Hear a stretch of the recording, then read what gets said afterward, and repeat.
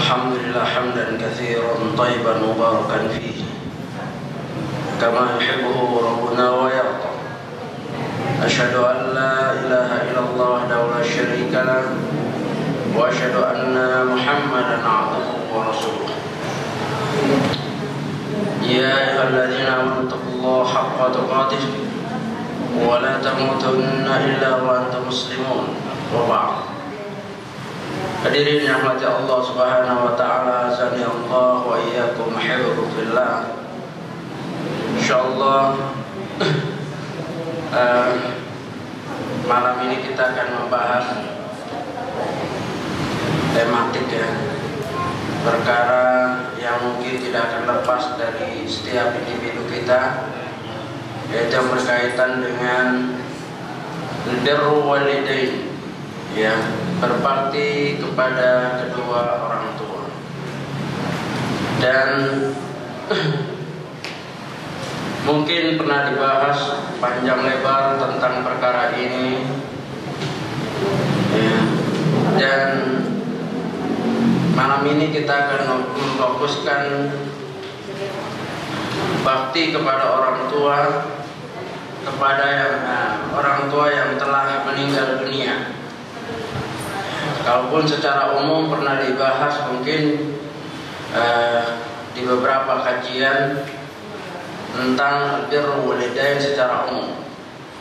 Sekarang atau pada malam ini kita akan khusus membahas tentang birrul walidain yang berkaitan dengan orang tua yang telah meninggal dunia.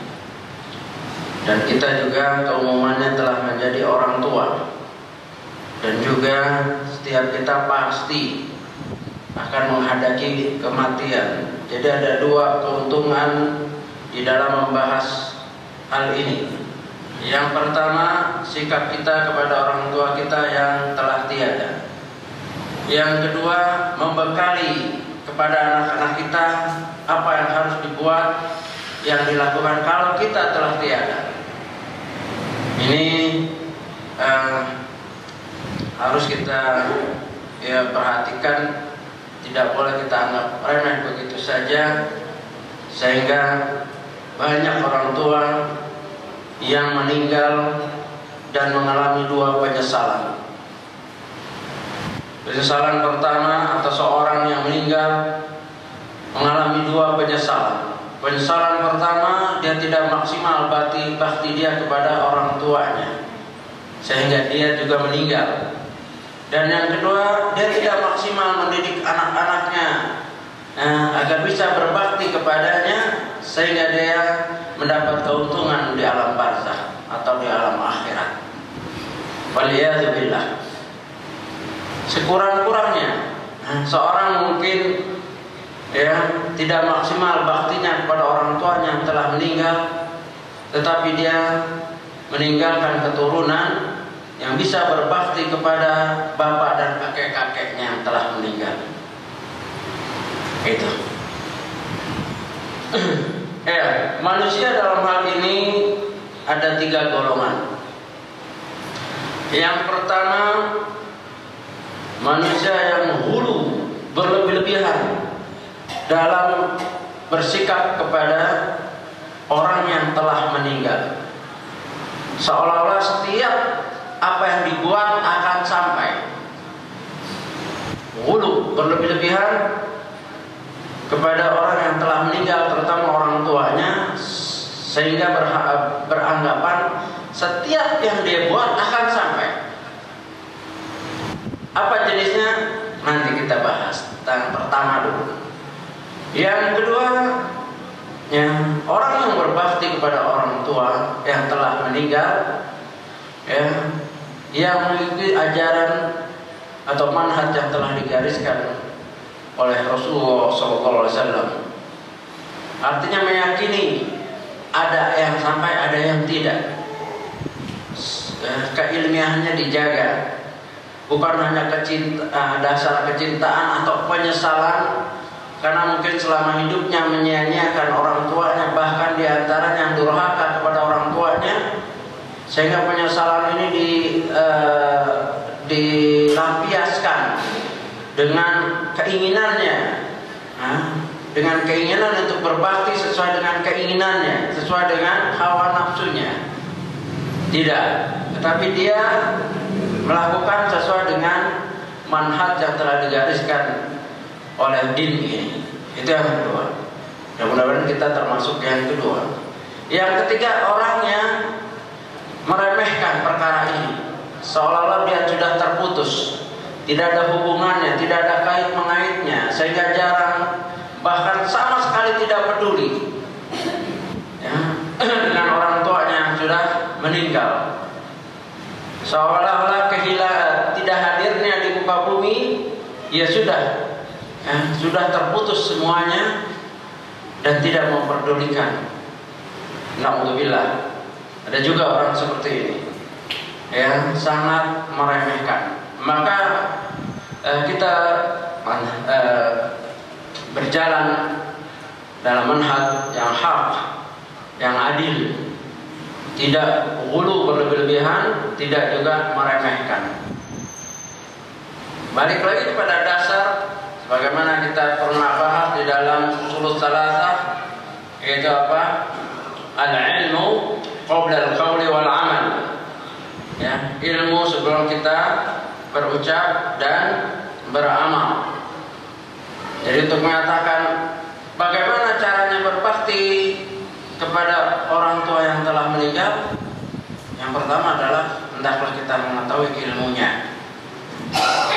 Ya, secara umum di dalam beberapa surat Allah telah menjelaskan, yaitu dengan wa qad rabbuka alla ta'budu illa iyyah wa bil walidaini ihsana, dalam surat Al-Isra, dalam surat yang lainnya. Dan Allah telah menetapkan, Rabb kamu telah memerintahkan, telah memetapkan, enggaklah jangan kamu menyembah kecuali kepadanya, wa bil walidaini ihsana, dan dengan kepada dua orang tua hendaklah berbuat baik. Di dalam surat Al-An'am 151, ya, dan dalam surat Al-Isra sekitar ayat 23 dan seterusnya. Yang jelas Al-Quran memerintahkan berbakti kepada orang tua secara umum, wabil walidaini ihsana. Ya, kalau yang masih hidup sering dibahas, ya, juga yang meninggal juga. Tapi malam ini karena waktu yang singkat, kita akan membahas bagaimana cara berbakti kepada orang tua yang telah meninggal. Tadi yang pertama adalah apa yang dilakukan orang-orang yang hulu, yang berlebihan. Di antaranya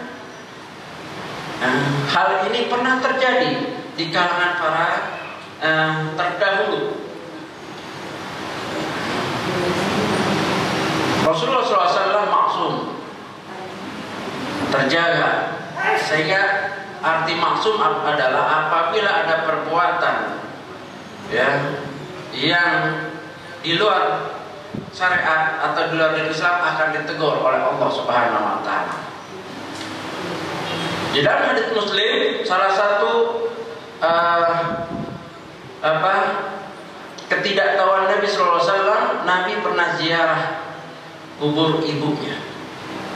Ini bukti Nabi itu ingin.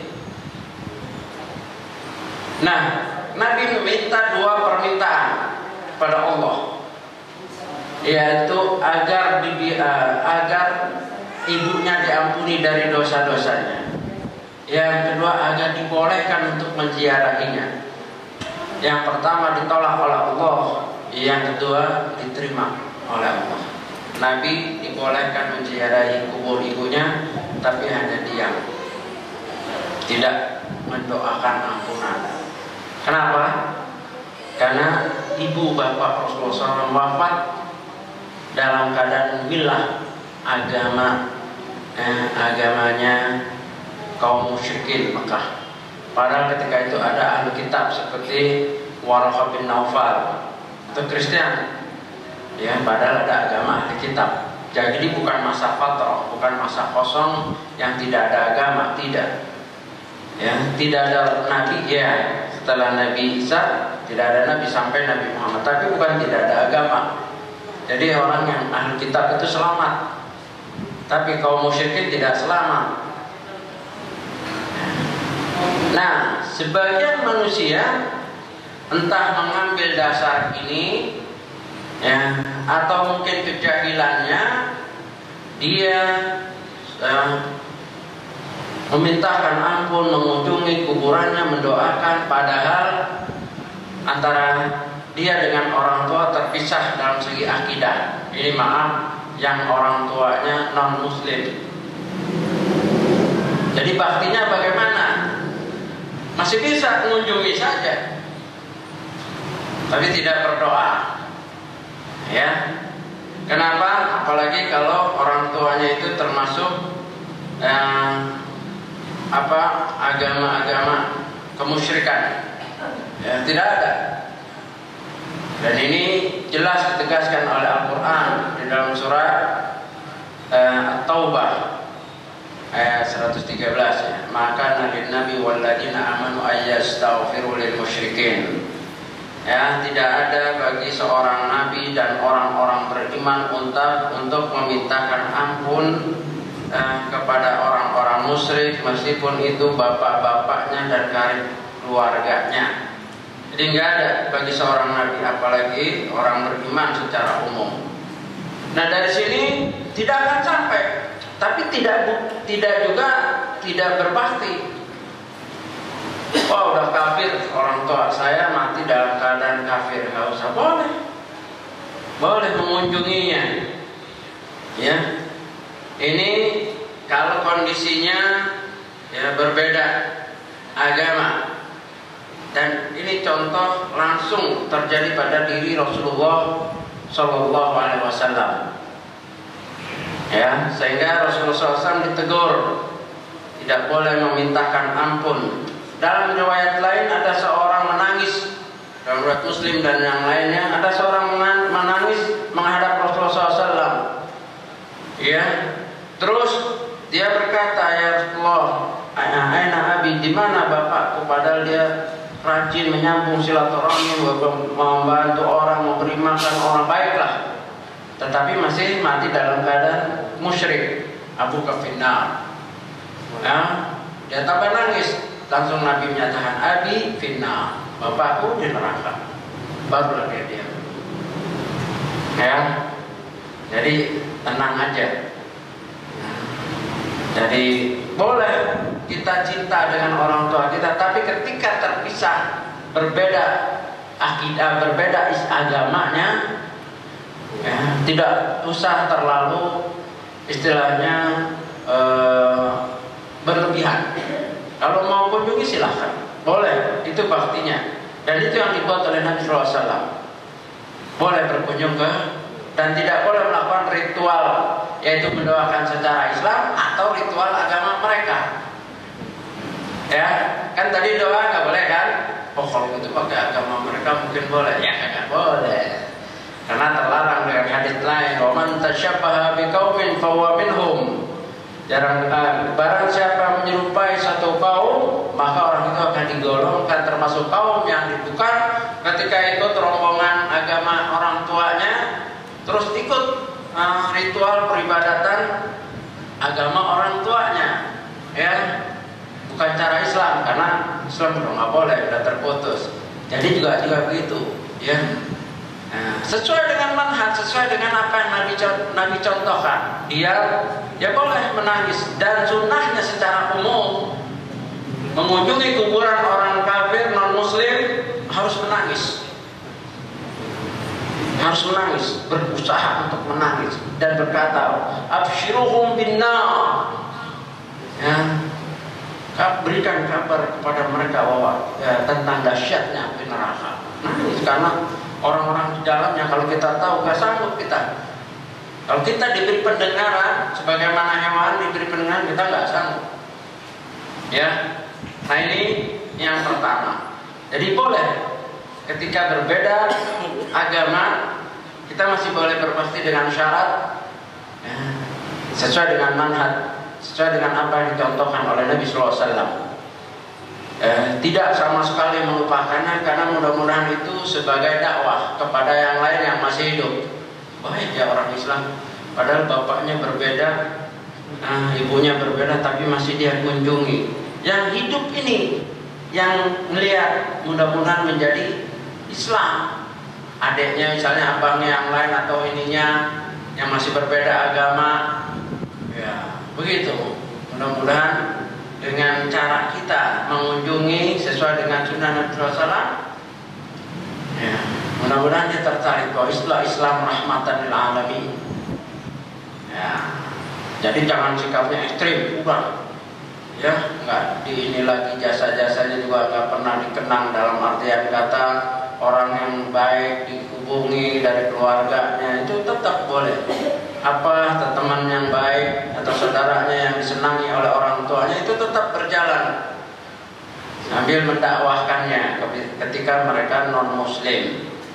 Ya, sekarang orang yang hulu dengan bapak ibunya yang telah meninggal, yang memang seagama, ya, mereka mati dalam keadaan kaum di agama Islam, kaum muslimin. Nah, di antara mereka meyakini bahwa apa yang penting niat. Nah, itu yang penting diniatkan untuk berbakti, semua dibuat. Menurut apa? Menurut keinginannya. Nah, ini kan kita sudah pelajari bahwa agama itu bukan mau kita. Bahaya sekali kalau agama ini diserahkan kepada kita masing-masing. Akhirnya terjadilah bermacam-macam fenomena bagaimana orang memuliakan atau berbakti kepada orang yang telah mati. Ya. Jadi bukan semau kita. Nah, apa yang ditempuh, apa yang dilakukan oleh mereka-mereka yang hulu, yang berlebihan terhadap orang yang sudah mati? Itu maksudnya adalah orang tua. Yang pertama, Syekh Dr. Shalih Fauzan dalam kitab Mulakhas Syarh Kitab Tauhid dalam bab-bab awal, ya, menyatakan termasuk takalluf, berlebih-lebihan, dan bukan termasuk minas sunnah, dari sunnah Nabi SAW. Orang beramal dan selalu menyebut untuk roh kedua orang tua, untuk roh kedua orang tua, untuk kedua orang tua. Itu bukan amalan dari Islam. Ya, contohnya dia membaca Al-Fatihah misalnya. Ya, ada tuh bacaan-bacaan Al-Fatihah yang diawali dengan mengirim ila hadratin Nabi sallallahu alaihi wasallam wa ila arwahi abaina wa syekhina, ya, wa syuyukhina, begitu ya, wa ustadzina, dan seterusnya. Al-Fatihah pernah dengar nggak? Banyak. Apa pernah buat? Mantan, kita semua mantan. Gak apa-apa kalau mantan. Yang susahnya kalau bertahan. Ya. Syekh Dr. Shalih Fauzan menyatakan ini termasuk perkara yang takalluf dan tidak ada sunnahnya. Tidak ada riwayat yang sahih, ya, bahwa Nabi kalau baca Al-Fatihah atau Al-Quran menyebut roh-roh yang terdahulu, orang-orang soleh. Nah, tidak. Hatta meskipun itu, apalagi orang tuanya, tidak ada. Begitu juga para sahabat. Kenapa? Yang pertama, ini dijawab dengan hadis sahih riwayat Muslim. Ya, man dalla khairan aw dalla ila al-huda. Barang siapa menunjukkan kebaikan atau petunjuk, falahu, maka baginya pahala apa yang dikerjakan oleh orang yang diberitahu oleh orang itu, yang diberitahu petunjuk itu. Bergantung, kalau orang tua kita dari kecil mendidik kita, ya, Dari kecil membimbing kita, mendidik kita, menyekolahkan kita, memanggil ustaz untuk mendidik kita dan seterusnya, itu adalah dallah khairan, menunjukkan kepada kebaikan. Kebaikan yang begitu luas. Maka kalau kita melaksanakan otomatis sampai. Nggak perlu lagi disebut. Ini sedekah untuk kedua orang tuaku, ini infak untuk kedua orang tuaku, ini itu. Nggak perlu, langsung otomatis. Ngapain lagi disebut-sebut? Dia tidak ada sunnahnya. Nah, tapi orang yang hulu, yang berlebihan dalam hal ini, yang dengan hawa nafsunya atau perkiraannya, dia menyebut itu. Ya, termasuk korban juga menyebut. Ini korban untuk kedua. Makanya tulisannya di lehernya itu almarhum ini. Almarhum ya udah Pak, aja mah ininya. Ya nggak dinasehatin dulu. Yang penting kambingnya diterima dulu ya. Orang dinasehatin dulu. Ya ada korban untuk orang yang telah mati. Ya, kalau ada nggak akan selesai ini urusan. Karena yang orang yang mati itu banyak. Nanti ada kakek, itu bapak kita, kakeknya lagi, belum itu yang dari atas, belum saudara yang sudah mati, ya, belum istri misalkan atau anak yang sudah mati. Kalau mau disebut satu-satu, itu nggak selesai. Nah, padahal hadis itu telah menjawab bahwa yang sudah mati, apabila kita berkorban, seorang anak berkorban,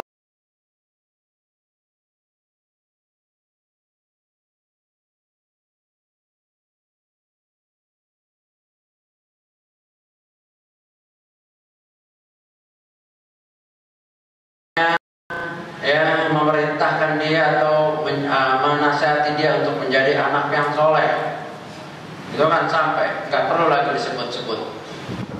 Ya, dialah yang berkorban, nanti akan sampai kepada yang telah mati. Dan tidak disebut, perlu juga disebut, tidak perlu. Ya, ini dan yang lain lagi adalah hulu berlebihan. Biasakan pusat bakti kepada orang tua di makbarah, di kuburannya, fisik dari kuburan itu, dengan membangunnya, ya, dengan bahkan diantaranya meneranginya, ya, dengan memberi bunga dan meninggikannya, bahkan ada yang bikin seperti rumah, kubah dan seterusnya. Kalau ini adalah bukti bakti, ya, begitu, maka para nabi dan orang-orang soleh, para sahabat mesti banyak kuburan yang megah-megah itu, karena para sahabat melahirkan anak-anak soleh tabi'in yang begitu berbakti kepada kedua orang tuanya. Tapi sejarahnya tidak ada yang membangun kuburan-kuburan para sahabat, kuburan para tabi'in. Itu orang-orang yang telah berlalu kurun berapa abad untuk mengenangnya ada, sehingga sebagian ada yang dibongkar, ya, karena dijadikan tempat-tempat, ya, untuk atau tempat-tempat keramat. Bukan anak-anaknya, bukan keturunannya langsung para tabi'in, tidak. Para sahabat tidak dibangun oleh para tabi'in kuburan itu. Kenapa? Mereka tahu tentang syarat, mereka tahu tentang bakti yang syar'i. Ya, begitu. Nah, ini cara fenomenanya, secara nas di dalam kitab Ahkamul Janaiz atau di dalam kitab Mulakhasah Kitab Tauhid. Sana ada hadis, beberapa hadis dalam Tirmidzi, Abu Daud, bahkan dalam Sahih Bukhari dan yang lainnya yang memperhatikan tentang bagaimana tentang bentuk kuburan yang sunnah. Jadi yang berkaitan seorang dengan kuburan hendaklah adil, tidak berlebih-lebihan seperti tadi. Dia pikir disitulah pusat bakti dia kepada orang yang telah meninggal, yaitu dengan membangun kubah dan seterusnya, atau juga dengan meniadakan, menyepelekan, tidak sama sama sekali mengingat, sudah biarkan aja. Tidak juga begitu, kecuali memang perkara itu susah. Misalnya dikubur mana udah hilang apa, itu lain soal. Tapi kalau masih bisa mengunjunginya, silahkan. Ya, mengunjunginya silahkan. Bayangkan Nabi SAW mengunjungi kuburan ibunya, walaupun beda agama, apalagi kita yang seagama dengan bapak kita. Kalau masih memungkinkan ada, tidak apa-apa. Tentunya dengan ziarah yang sunnah. Tadi dasarnya ada ilmu, tidak ada waktu tertentu seperti Id. Ya, itu tidak sunnah. Mengunjungi kuburan ketika Id itu tidak sunnah. Bahkan melanggar fitrah, bertentangan dengan fitrah manusia. Ya, ini fenomena kita bisa lihat ketika Id, ramai-ramai berbondong-bondong kemana? Ke kuburan. Ya, padahal hadis sahih dalam Sahih Bukhari dan yang lainnya di mana Rasulullah SAW itu di rumah dihibur oleh jariyah, anak wanita yang belum balik yang nyanyi, ya, dan menghibur Nabi. Dan Abu Bakar akan mengunjungi Nabi. Itulah kunjungan-kunjungan antara yang hidup dan yang hidup. Baik tua yang muda kepada yang tua, silahkan yang mana yang sempat. Ya, yang mana yang lebih mungkin untuk mengunjunginya, itu boleh.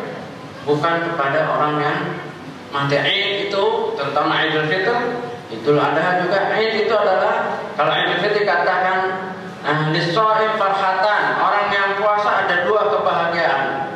Farhatun indal fitr, bahagia ketika fitr buka dan ketika Id.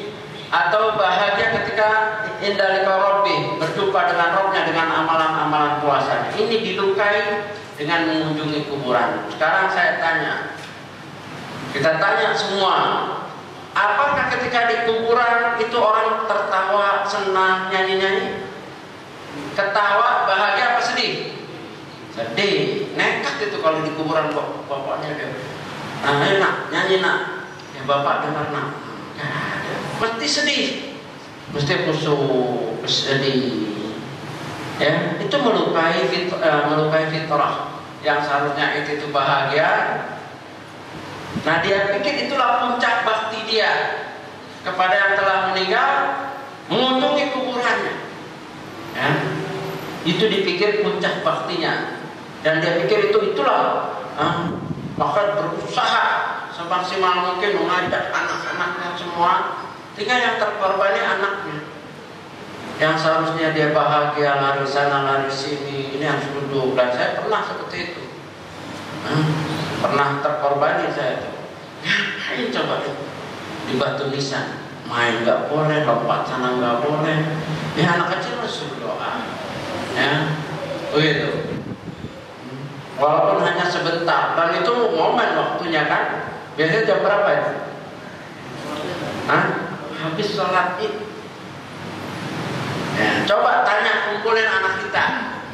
Nah, mau ke kuburan atau kita beli ke lapangan, kita main sambil makan apa? Kalau ya sambil inilah jalan-jalan. Coba polos, anak itu suruh jujur. Banyak kemana? Main-main, apalagi ini ke kuburan. Nah, itu pendzaliman ya, kepada anak-anak, kepada nilai itu sendiri. Itu tuh farhatun, bahagia. Nah, orang yang dulu dalam berbakti kepada orang tuanya, dia pikir dengan akalnya, dengan perasaannya, dia pikir itulah puncak bakti dia kepada dua orang tuanya. Bajunya bagus, apa bagus semua. Akhirnya duduknya di kuburan, sedih. Aduh, maaf Pak, selama ini kurang perhatian. Belum sempat ganti kembangnya. Ini air ini udah lama Pak, udah saya tapi ganti ya. Ada macam-macam, ada musak-musak, ada ngelap-ngelap, rumputnya dibetulin ya. Itu masih mending tuh. Ya, sendiri. Ada yang pakai tenaga orang. Ya, dia tahu tinggal rapi aja. Ya, kita pakai ya. Dibuatin sama orang itu semuanya, yang didoakan sama orang yang tukang doa kan ada biasanya kan, pasukan doa di situ ada. bayar. Dia pikir itu. Kalau memang itu sunnah, mesti sudah dikerjakan oleh para sahabat. Laukana khairan lasabaquna. Kalau itu baik, mesti sahabat itu telah berusaha, telah menunjukkan asarnya, cerita beritanya bahwa para sahabat memenuhi kuburan-kuburan ketika Id. Tapi yang ada adalah ketika Id sahabat berjumpa satu dengan yang lain yang taqabbalallahu minna wa minkum. Itu asar. Ya, dan begitu juga Imam Ahmad meriwayatkan hal itu. Ya, jadi dan dalam Sahih Bukhari Nabi dihibur. Waktunya farhatun, bahagia. Maka ketika dilukai dengan keadaan kuburan itu telah melukai sunnah. Maka kata Imam, tidaklah muncul bid'ah kecuali ada sunnah yang mati. Itu perkara bid'ah, nggak usah ragu. Ya, maka itu tidak benar. Dan sebaliknya, ya, kematian itu fenomena sedih atau bahagia? Sedih kan? Sedih. Bapak yang dia cintai, yang dia dambakan selama ini meninggal, atau ibunya yang dia begitu dekat ini meninggal, sedih. Tapi dilukai dengan makan-makan. Ya, ada nggak? Kematian pertama makan-makan, hari ketiga makan-makan, hari ketujuh makan-makan. Nah, sampai berapa hari? Satu lebar ya? Pakar banget ya. Apa ya? Oh, itu kan takjiah. Oh, silahkan mewarnai, mengancam, silahkan dengan kata-kata silahkan. Hanya simpel aja. Kalau itu baik, mesti Nabi dan para sahabat telah buat. Kita gak usah bicara dalil dulu. Kita bicara kemanusiaan, fitrah manusia. Kalau anak lahir makan-makan karena senang dengan akekah, fitrah nggak? Sesuai dengan fitrah. Bahagia ada anak lahir sehat, masya Allah. Bapaknya mampu, laki 2 ekor kibas atau kambing yang sehat. Undang teman-teman makan-makan, wajar? Wajar. Anak lahir, ya kan? Terus walimah. Habis udah besar, ya anaknya dinikahkan. Habis nikah selesai, senang, mampu, ngundang orang makan-makan, ya wajar nggak? Wajar. Pindah rumah, ada sunnahnya pindah rumah, mengundang orang untuk syukuran, bersyukur. Itu makan aja. Gak ada ritual baca ini baca itu ini, gak ada, makan aja. Boleh. Pulang haji. Ya, udah berhasil hajinya selamat sampai rumah, itu sunnah yang jarang diperhatikan. Undang, walaupun hanya dengan 1 ekor kambing, undang. Sambil situ dia bisa dakwah. Jangan nakut-nakuti orang yang belum pergi haji. Ya, dia dakwah, masya Allah, baitullah begini bahasa orang itu. Dia bisa cerita dalam keadaan itu, bisa mendakwakan orang yang belum pergi haji. Nah, kalau pesta sebelum berangkat mau cerita apa? Cerita ngumpulin duitnya, ya kan? Kalau di sini kan terbalik. Sebelum berangkat walimah itu setelah berhasil. Coba akad nikah, habis akad nikah walimah kan? Ya nggak? Bukan masih ini udah walimah, masih bisa ditolak. Walimah tuh ditolak sama calonnya. Udah habis puluhan juta, udah ngundang orang, kata calonnya apa, sampai sini aja. Nah, begitu juga pergi haji, habis walimah nggak taunya ada pengurangan, waiting list. Nah, lu perlu kacamata hitam nanti keluar. Ya malu udah ngundang orang. Iya. Jadi perkara yang bahagia ya wajar, adanya makan. Ya, adanya bincang-bincang seperti tadi akekah, walimah, Nah, sekarang ada sebagian manusia yang hulu dalam berbakti kepada orang tua yang sudah meninggal. Dia pikir dengan memberi makan orang dengan cara tertentu, apalagi pas pada malamnya atau setelahnya berapa hari, itu dia pikir adalah perbuatan Nabi SAW. Dan yang sedihnya lagi, ustadznya itu tega itu makan. Kalau makan coba, watak orang makan jarang yang sambil nangis. Masya Allah, almarhum, makan lagi, saya sambil nangis. Ya ada. Orang yang namanya makan itu fenomenanya itu bahagia, enak ya, Masya Allah. Ini bagaimana cara masaknya? Pokoknya ada gitu ngomongnya. Walaupun disedih-sedih nggak bisa. Nggak ada orang makan sambil berayun air mata, sambil sedih. Enggak. Yang dibicarakan itu makanannya. Ya, wah ini masaknya enak ibu, Pak. Ini gimana? Apa gimana? Ya gitu. Atau ngambil catering dari mana? Atau apa? Ya kan gitu. Wah ada yang sambil gerung-gerung, sambil nangis. Jarang nggak membicarakan yang telah meninggal. Allah ya hampir jarang. Udah ke sana kemari pembicaraannya. Ya, begitu. Karena memang nggak mungkin orang disuruh sedih lagi masa. Padahal fenomena orang meninggal kebahagiaan apa kesedihan? Kesedihan. Ya, jawab ya. Azan dulu. Ya.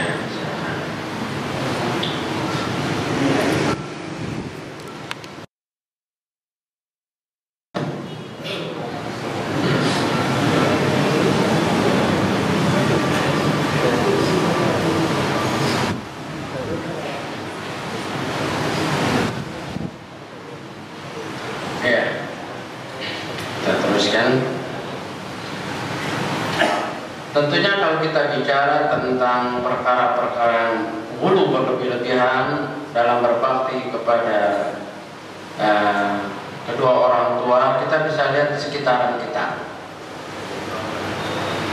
Kalau ingin melihat bagaimana cara berbakti sesuai dengan ajaran Nabi, ya baca sunnah Nabi SAW. Jangan lihat fenomena orang Islam. Kebanyakan kita belajar Islam melihat fenomena orang Islam, bukan melihat dalil.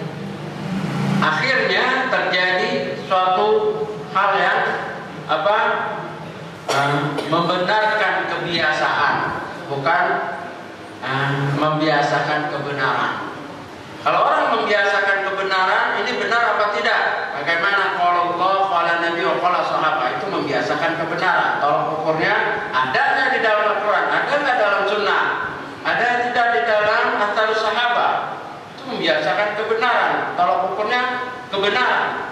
Tapi yang susah ini kita beragama masih membenarkan kebiasaan. Oh, orang banyak begini, oh ini berarti benar. Nggak dicek lagi hadisnya ada nggak sempat karena sibuk kerja, ya. Jadi nggak sempat ngecek hadis, nggak hadir dalam majelis, nggak mau bertanya. Ya udah, kebiasaan yang dijadikan satu tolak ukur kebenaran, akhirnya terus jadi kebiasaan menjadi nilai agama. Jadi agamanya begitu.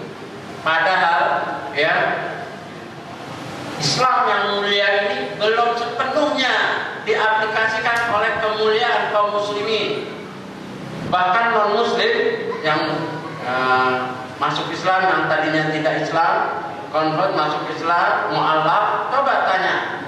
Kebanyakan di antara mereka itu karena cinta dengan Al-Quran, karena mengetahui keagungan Al-Quran, terus baca sirah Nabi, sejarah Nabi, baca hadits Nabi SAW, bukan karena melihat kita. Ada, wah Masya Allah anak mau Islam ini karena antum begini. Enggak, jarang. Karena ustadznya begini, jarang.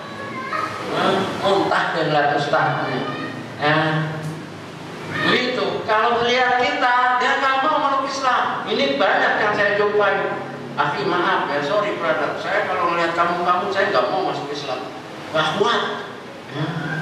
Masalah janji, masalah ini, masalah nggak kuat dia melihat orang Islam, tapi melihat Islamnya. Coba, makanya mereka kadang-kadang lebih maju setelah Islam kaji.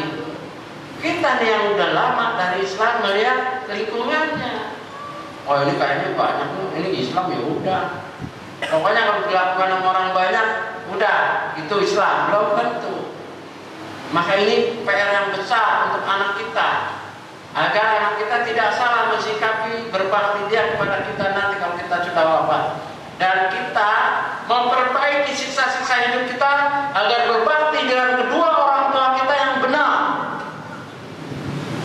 Kasihan kedua orang tua kita belum pernah misalkan mendapatkan selama dia masuk ke liang kubur, selama menghuni alam barzakh sampai sekarang belum mendapatkan bakti yang benar. Maka kita harus perbaiki. Simpel. Seorang sahabat datang kepada Nabi SAW dalam Majmu' Fatawa Rasail Syekh Muhammad Shalih Al-Utsaimin berkata, ya Rasulullah, ya Syekh, bagaimana bakti saya kepada kedua orang tua saya yang telah meninggal? Dan ini sesuai dengan apa yang terjadi pada zaman sahabat. Syekh Muhammad Shalih Al-Utsaimin menerangkan tentang ada sahabat yang pernah bertanya kepada Nabi SAW tentang hal itu. Dan Nabi memerintahkan untuk mendoakannya. Dan hadis riwayat Muslim, "Idza mata ibnu Adam inqata amaluhu." Apabila anak Adam mati, terputus semua amalannya. Illa min salasin, kecuali dari 3 perkara. Min waladin shalih yad'ulah, dari anak yang saleh yang mendoakannya. Dan sedekah yang mengalir, al-ilmu yantafu bi, wa sadaqatin jariyatin, al-ilmi yantafu bi. 3, kita berkaitan dengan anak. Maka yang pertama, bakti kita yang benar kepada orang tua kita, bukan seperti itu yang golongan pertama, yaitu yang menjadikan diri kita soleh.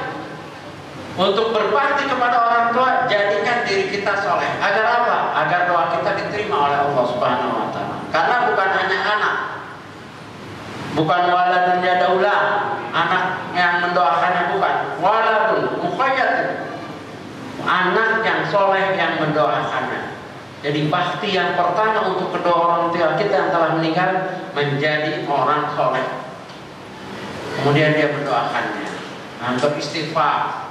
Dalam hadis riwayat Muslim dari Abu Hurairah, seorang yang terkejut di hadapan Allah atau di jannah, ketika di jannah seorang terkejut karena apa?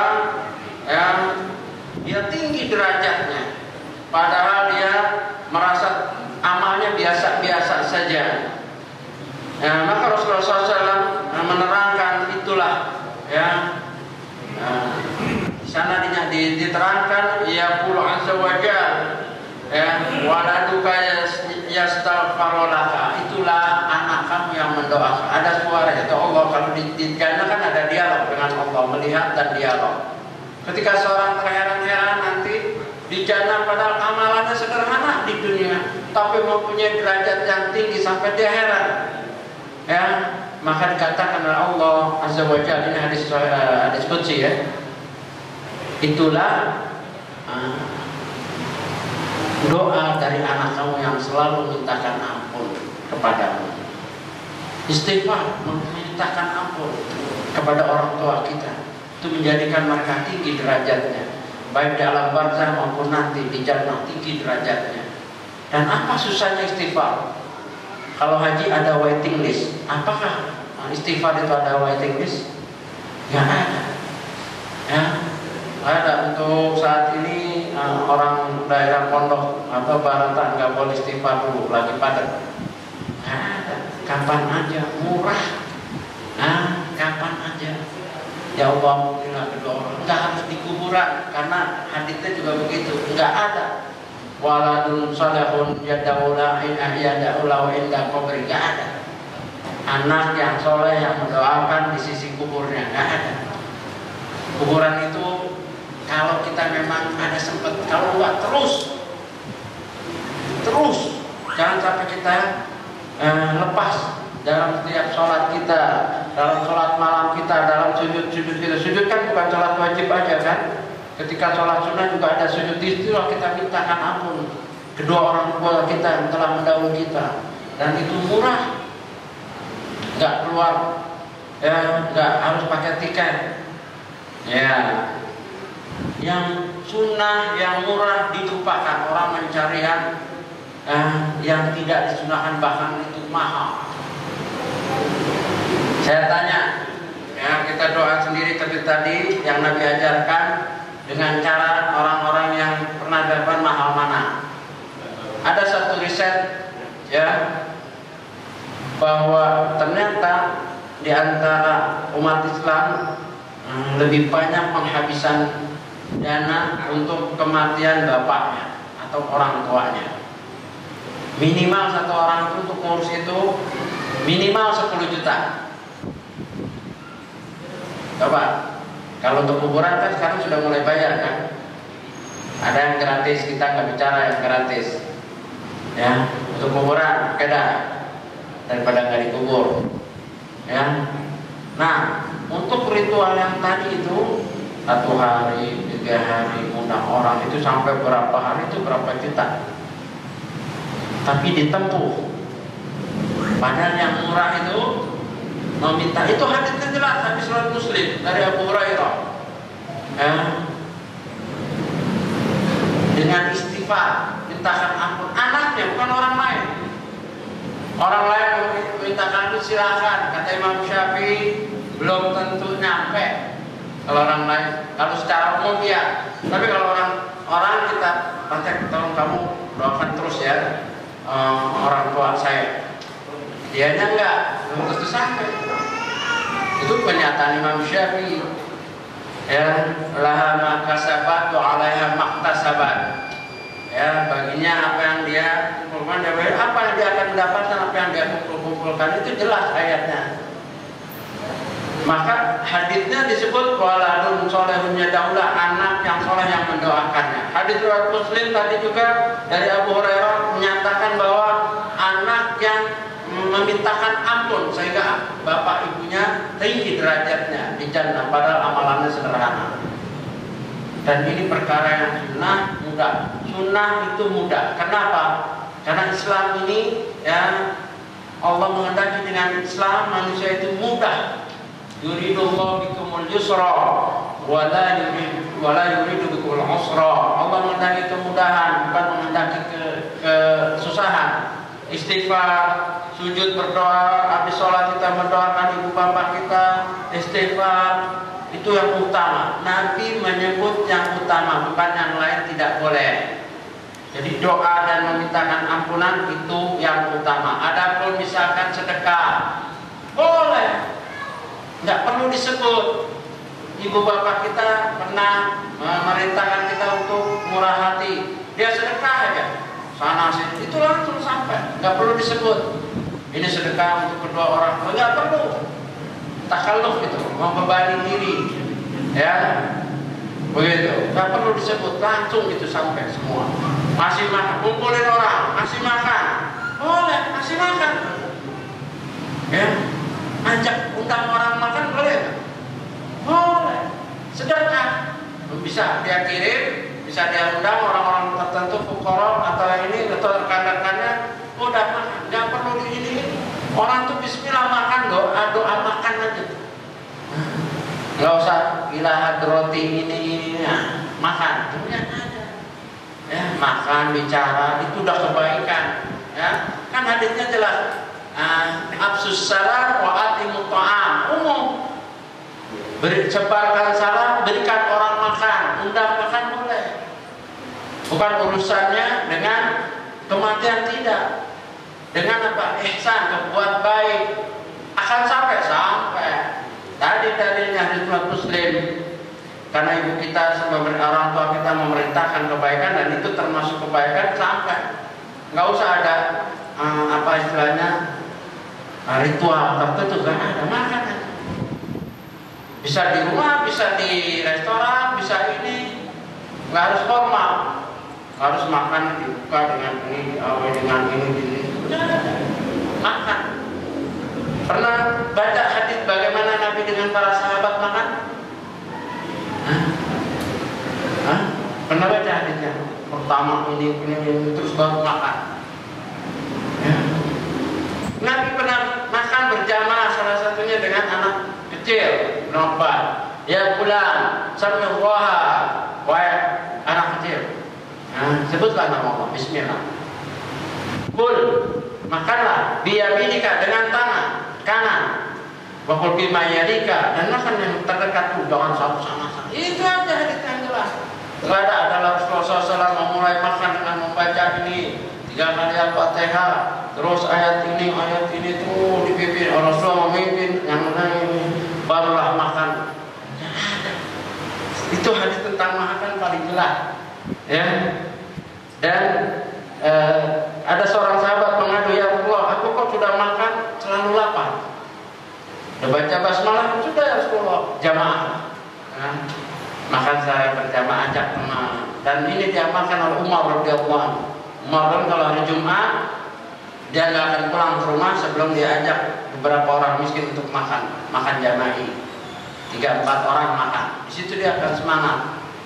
Itu sampai semua amalannya kepada kedua orang tuanya. Nggak perlu menyebut, ya, sampai itu. Nah ini mudah daripada mengingat-ingat itu susah. Harus ritual begini, harus ngomong enggak. Itu bisa dibuat oleh orang kaya dan orang miskin. Orang yang sederhana ngajak 2 orang, 1 orang. Orang yang kaya ngajak 10 orang, 100 orang makan habis Jumat. Sunahnya habis Jumat.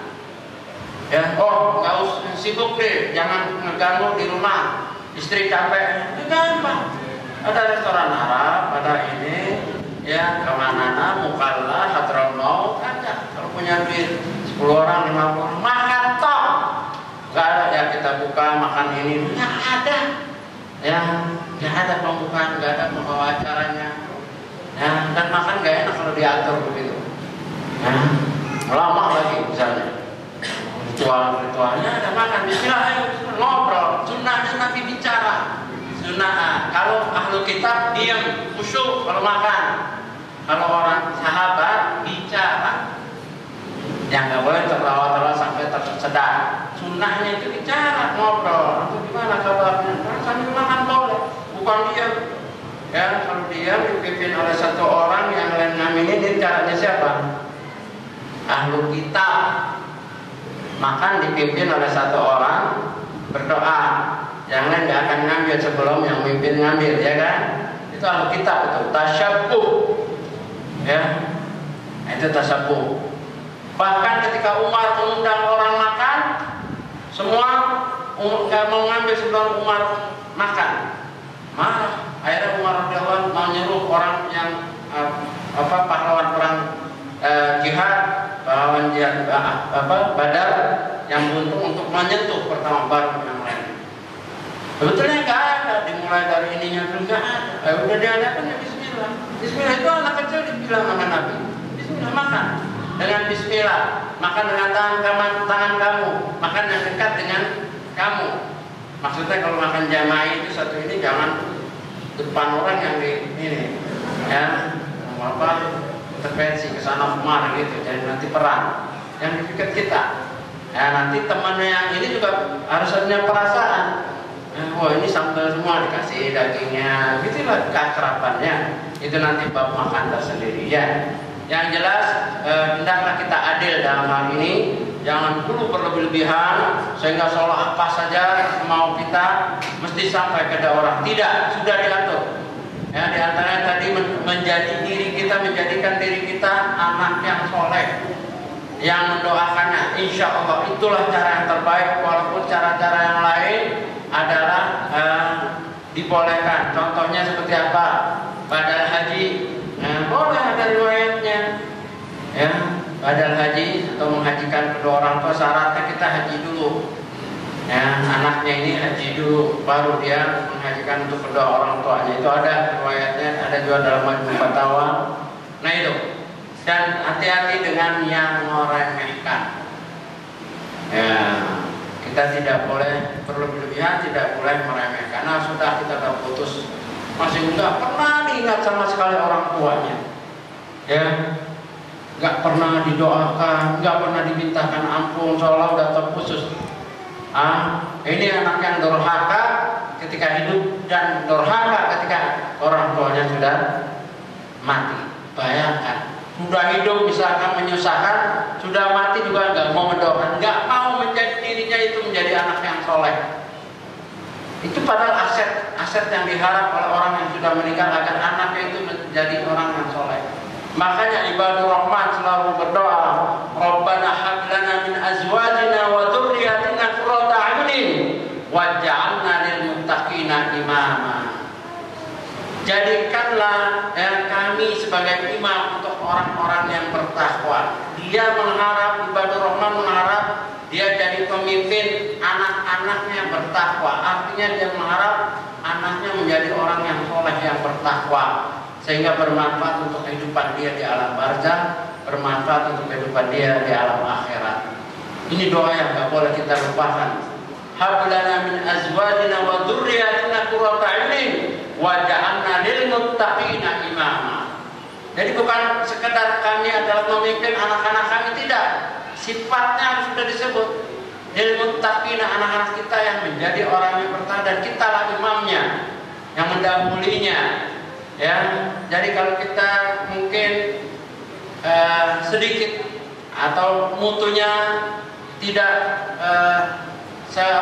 setinggi atau maqam kita, keimanan kita terbatas, kita ingin menjadi anak-anak kita yang bertakwa yang akan mendoakan kita.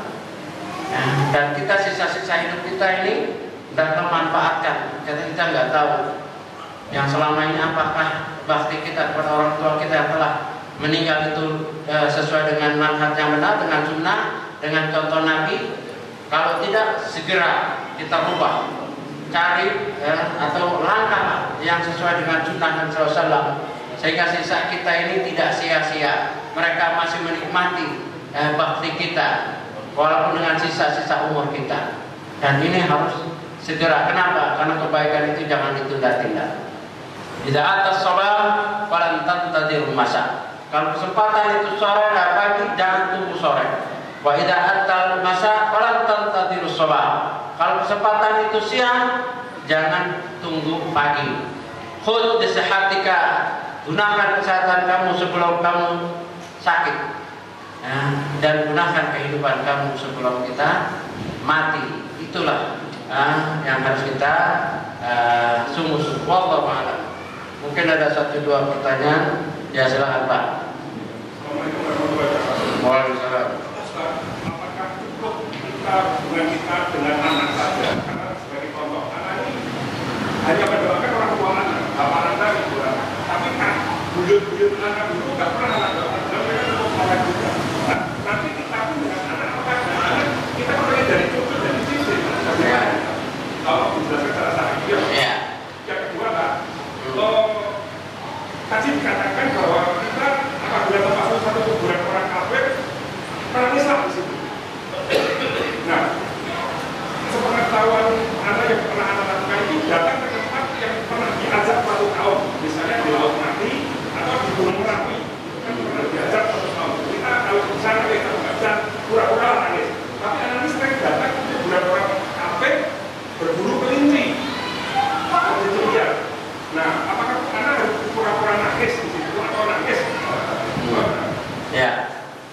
Yang pertama, kalau kita mendoakan kepada orang tua kita, itu boleh dilanjutkan sampai ke atas. Yang namanya orang tua itu sampai ke atas.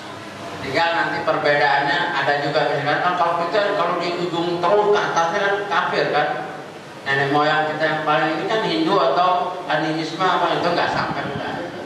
Ya. Jadi kalau diteruskan kita doa kepada orang tua kita, kepada orang-orang tua kita yang telah mendahului kita. Nah, itu Allah Maha tahu mana yang sampai, mana yang tidak. Orang tua kita ini misalnya Muslim sampai. Kakek kita misal, kakek kita non Muslim nggak sampai. Nah, begitu. Maka nanti tauhidnya la ilaha illallah yang menjadikan orangnya sampai atau tidak ke atas. Makanya doa orang tua dan orang-orang tua kita, kakek-kakek kita boleh kita doakan, ya. Atau sekurang-kurangnya orang tua kita. Kalau waktunya banyak cukup ya kepada orang-orang telah mendahului kita. Ya, sabaquna bil iman. Karena ada itu orang yang terdahulu yang beriman. Begitu. Itu nggak ada halangan untuk mendoakannya, terutama orang tua yang dekat gitu. Begitu. Jadi tidak ada, karena ayatnya malah itu sampai orang yang terdahulu. Ya, itu yang pertama. Yang kedua, kalau kita memang di kuburan atau berada di tempat-tempat itu, tergantung niatnya. Kalau kita memang niat untuk mengunjunginya, harus dalam keadaan begitu, seperti menarik atau berpuluh. Kalau hanya lewat atau nggak ada niat, kan Bapak berburu kan? Mana lewat situ kayak kita pergi melewati ini, misalkan pas jalan alternatif misalnya macet, terus kita ngambil jalan itu, ternyata itu kuburan orang, itu nggak ada niat kita. Iya, innamal a'malu binniyat wa innamal likulli imri'in ma nawa. Setiap amalan bergantung dengan niat, dan orang mendapat apa yang dia niatkan, ya kan jelas begitu. Ya, wallahu a'lam. Ya, bawa aja.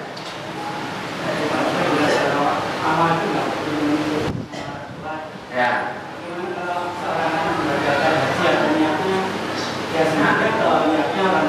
Oh, kalau itu harus yang ada sunnahnya. Itu ada sunnahnya, bahkan Nabi perintahkan. Disebut Allahumma hajjan fulan bin fulan. Itu bapaknya disebut. Ya, kalau itu jelas. Ada riwayatnya. Ya.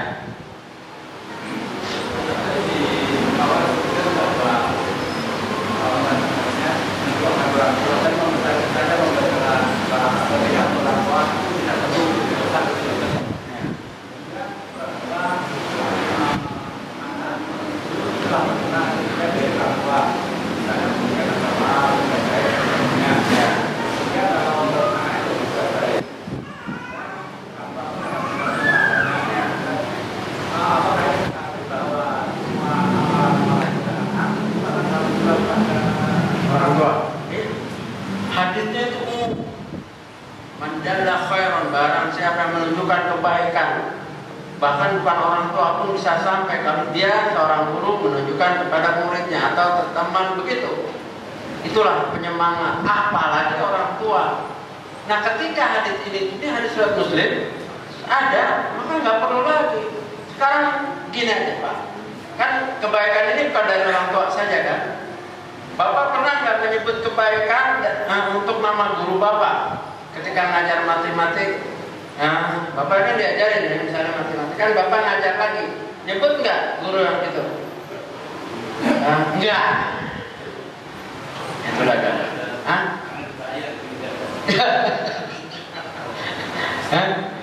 Nggak ada kita nyebut guru ini saya nawa itu aku niat mengajar matematik karena untuk guru ini, nggak ada. Ya, atau apalah ilmu lain, Bapak baca Quran, nggak nyebutkan kebaikan langsung bapak gurunya. Kalau disebut berapa guru, kita dari TK sampai ini udah berapa guru kita. Kalau mau nyebut kagak baca nama guru doang, ya begitu. Jadi nggak perlu. Nah, nanti akan Allah ini kan sampaikan berdasarkan hadis sahih. Itu hadisnya sahih riwayat Muslim. Kan kebaikan bukan hanya orang tua saja kan, guru kita, bahkan teman kerja kita, tadinya kita nggak tahu dia bahan begitu yang udah kita amalin, dia sampai itu. Pahala ajr mislu fa'ili, bagi dia pahala sebagaimana orang yang mengerjakannya itu sama. Nah, itu yang disebut MLM. Nah, di situ soal akhirat ada. Ya, maka sebanyak-banyak cari downline, ya kan? Ajar ini dia ngamalin sampai, dia ngamalin lagi sampai terus. Begitu Pak. Mengenal kalau masalah akhirat mah ada. Multi level marketing itu ada. Makanya semangat kita mendakwakan. Ya. Karena dia akan mendakwakan lagi sampai lagi kepada kita. Begitu. Dan tidak perlu menyebut, menjaga keikhlasan orang yang telah ini, ya kan? Dan tidak takaluf membebankan yang tidak diperintahkan. Begitu. Ya. Eva. Saya mau mengatakan juga sebagai saya yakin yang melakukan seperti orang-orang yang mereka tahu juga nih Mas. Kalau merasa tidak ya kenapa namanya jadi dulu ya. Nah, itu mungkin apakah mungkin tidak tahu apa yang apa ya, saya perlu dalilnya tuh Pak. Ada dalilnya. Dalilnya hadis dhaif. Innal al-Fatihah, sesungguhnya Fatihah itu mengikuti ala kulli niyat. Mengikuti apa niatnya. Itu hadisnya ada dhaif, hadis lemah. Bahkan banyak hadis-hadis palsu tentang hal itu. Seandainya pun sahih, kaifiyahnya kan hadis itu harus ada tafsir amalannya. Amalannya apa? Amalan dari para nabi dan para sahabat. Nabi dan para sahabat tidak ada menghadiah-hadiahkan itu, menyebut orang tuanya, menyebutnya aja. Oke, bapaknya sahabat misalnya kafir. Oke, berarti bapaknya tabiin siapa? Sahabat. Tidak pernah menyebut itu. Jadi kalau soal ditanya dalil ada, cuman benar apa enggak itu yang jadi masalah. Bagi mereka yang anggap itu sahih, ini akhirnya diamalin. Kapan sahih dan tidaknya? Seandainya diragukan, lihat aja amalan sahabat. Apakah para sahabat menyebut seperti itu, atau Imam Hanafi, Imam Syafi'i, Imam Malik, Imam Ahmad, apakah mengajarkan di dalam kitab-kitabnya hendaklah kamu menghadiahkan begini dan menyebut nama orang-orang tertentu? Tidak, ya. Tidak ada. Jadi kalau soal dalil ya ada, tapi benarkan tidaknya. Kan keilmiahan kita harus jaga. Bukan hanya orang ramai, bukan hanya siapa yang buat, benar atau tidak. Di sini yang namanya ilmu sanad. Sanad itu urutan. Sampai enggak kepada Nabi ini berita. Maka kata Abdullah bin Mubarak dalam sarah Muslim oleh Imam Nawawi di bab 1 sekitar halaman 10 ada qaul Ibnu Abdullah bin Mubarak. Apa? Al-isnadu minad-din. Sandaran sanad itu bagian daripada agama. Laula isnada, kalau enggak ada ilmu sanad, laqala man syaa'a ma syaa'a. Kalau tidak ada ilmu sanad, niscaya orang akan bicara atas nama agama semaunya. Oh, Islam begini loh, Islam begini, nggak perlu diurut. Bahaya. Kita juga bisa ngarang. Nggak usah pintar-pintar banget. Apa yang menurut kita enak, kan bahaya. Makanya ada ilmu sanad. Ini begini amalannya, oke. Dalilnya apa? Ini diurut sampai siapa. Nanti ada disko. Ini adalah biasa memalsukan hadis, ukur. Oh, ini adalah pendusta, gugur. Oh, ini adalah dhaif jiddan, sangat lemah, gugur. Hadis itu gugur. Makanya ada hadis makbulun, hadis yang dapat diterima, yang sangatnya rapi sampai kepada Nabi. Maka amalannya kita lihat. Hadis mardudun, yang sanatnya itu ada cacatnya sampai dikatakan maudhu, palsu, dhaif jiddan, lemah sekali, dhaif, lemah. Nggak boleh kita ngamalin sesuatu dengan hadis tadi seperti ini, karena itu namanya kalau sengaja itu namanya dusta. Hadis riwayat makna Bukhari dan Muslim yang lainnya, man kadzdzaba alayya muta'ammidan, barang siapa yang berdusta atas namaku dengan sengaja, falyatabawwa maq'adahu minan nar. Siap-siap tempatnya nanti ada di neraka. Mau? Udah capek-capek, dia pikir Islam, buahnya panas juga. Kan begitu. Ya, Allah. Oh, ini good. Ini lantas terakhir lah ya. Ini mengganggu makanan, tapi nggak datang. Makanannya bikin rumah, itu gimana caranya? Ya, ulama berbeda pendapat dalam hal ini. Kalau Bapak pernah dulu ada persis ya, ada Hasan dalam kitab, dalam buku-bukunya soal jawab Hasan, nggak boleh. Ya, acara yang seperti itu bid'ah, maka makanannya haram. Tapi saya juga pernah baca ada ulama yang memulai asal makanan apa haram apa halal. Halal itu makanan orang Islam bukan? Ya halal. Orang Alkitab aja makanannya halal, apalagi non nggak boleh diharamkan itu. Karena ada fatwa dari Syekh Muhammad Ibnu Taimiyah, man harrama khubza faqad kafar. Barang siapa mengharamkan roti yang halal, dia bisa kafir. Dalam arti kata kufur duna kufrin. Jadi hati-hati dalam pengharaman. Maka ketika berdebat kembali ke asal makanan semua di dunia ini halal kecuali yang diharamkan. Maka sebetulnya MUI atau apa di dunia ini yang dilabelkan itu yang haram, bukan yang halal. Asal makanan halal kecuali yang diharamkan. Sekarang di Al-Quran banyak yang halalnya apa yang haramnya? Yang halal banyak. Maka kalau dilabelkan terlalu banyak. Ya, itik label, itik halal, ayam halal dan kawan-kawannya halal.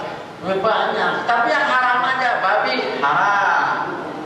Ya, ini makanan mengandung babi merah haram. Ya, begitu.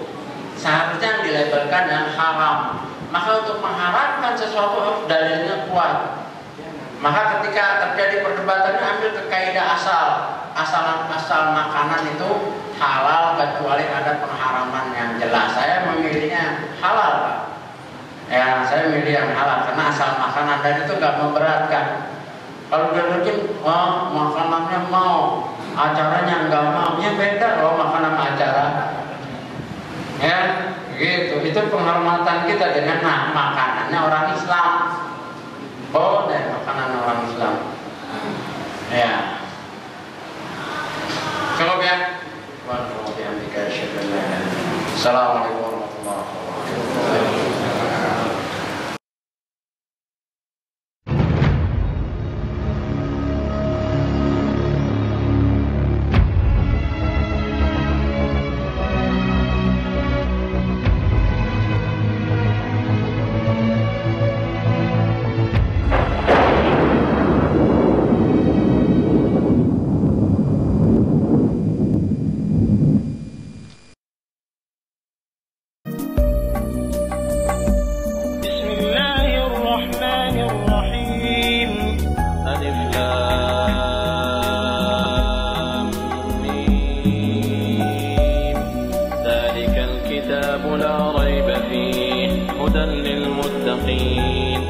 الذين يؤمنون بالغيب ويقيمون الصلاة ومما رزقناهم ينفقون والذين يؤمنون بما أنزل إليك وما أنزل من قبلك وبالآخرة هم يوقنون أولئك على هدى من ربهم وأولئك هم المفلحون إن الذين كفروا سواء عليهم أأنذرتهم أم لم تنذرهم لا يؤمنون ختم الله على قلوبهم وعلى سمعهم وعلى أبصارهم غشاوة ولهم عذاب عظيم ومن الناس من يقول آمنا بالله وباليوم الآخر وما هم بمؤمنين يخادعون الله والذين آمنوا وما يخدعون إلا أنفسهم وما يشعرون في قلوبهم مرض فزادهم الله مرضا ولهم عذاب أليم بما كانوا يكذبون وإذا قيل لهم لا تفسدوا في الأرض قالوا إنما نحن مصلحون ألا إنهم هم المفسدون ولكن لا يشعرون وإذا قيل لهم آمنوا كما آمن الناس قالوا أنؤمن كما آمن السفهاء ألا إنهم هم السفهاء ولكن لا يعلمون وإذا لقوا الذين آمنوا قالوا آمنا وإذا خلوا إلى شياطينهم قالوا إنا معكم إنما نحن مستهزئون الله يستهزئ بهم ويمدهم في طغيانهم يعمهون أولئك الذين اشتروا الضلالة بالهدى فما ربحت تجارتهم وما كانوا مهتدين مثلهم كمثل الذي استوقد نارا فلما أضاءت ما حوله ذهب الله بنورهم وتركهم في ظلمات لا يبصرون صم بكم عمي فهم لا يرجعون أو كصيب من السماء فيه ظلمات ورعد وبرق يجعلون أصابعهم في آذانهم من الصواعق حذر الموت والله محيط بالكافرين يكاد البرق يخطف أبصارهم كلما أضاء لهم مشوا فيه وإذا أظلم عليهم قاموا ولو شاء الله لذهب بسمعهم وأبصارهم إن الله على كل شيء قدير يا أيها الناس اعبدوا ربكم الذي خلقكم والذين من قبلكم لعلكم تتقون الذي جعل لكم الأرض فراشا والسماء بناء وأنزل